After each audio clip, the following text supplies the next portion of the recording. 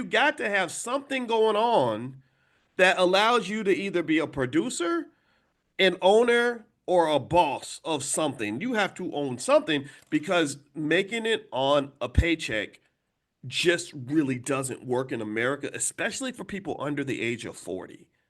People under the age of 40, let's say Gen Z, maybe 35, they're really kind of stuck in this really crazy economy. This economy that just your politicians are a bunch of bastards. That's what they are. They're messing everything up. They could easily increase the minimum wage, but they won't do it. They could easily support labor unions, but they really don't.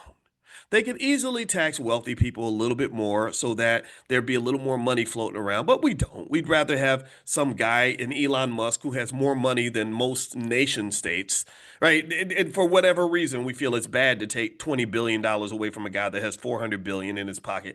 I don't understand that. So this is the world you live in. This is just, someone wrote harsh reality. That's the way I look at it. I look at it as a harsh reality.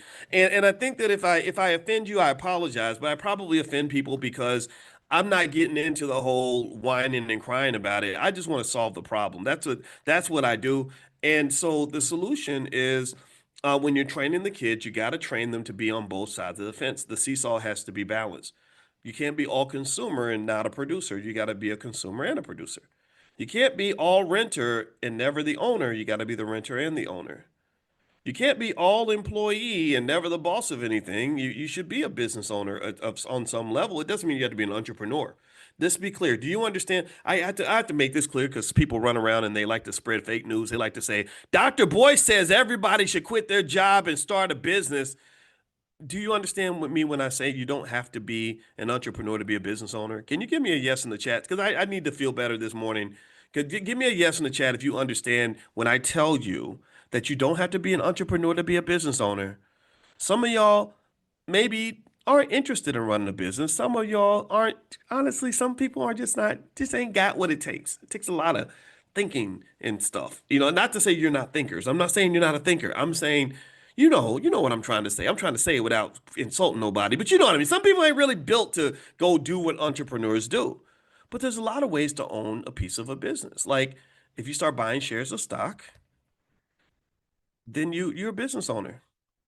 Um, there the 20-year-old I talked to the other day. I was like, you should be a business owner, own lots of businesses. Let's own some McDonald's. So I showed her how to get on the app and buy some shares of McDonald's. Now she is an owner in McDonald's. This is one of the best things about America is publicly traded markets. You can go and become a business owner in 35 seconds. And one of the things I'm just gonna drill into the ground because I'm damn committed on this is I want everybody in here to be an investor and to be a consistent investor. You do those two things, generational wealth problems go away. You do those two things, you become a consistent investor in safe assets that you don't sell out, you hold on to your assets. That's what rich people do.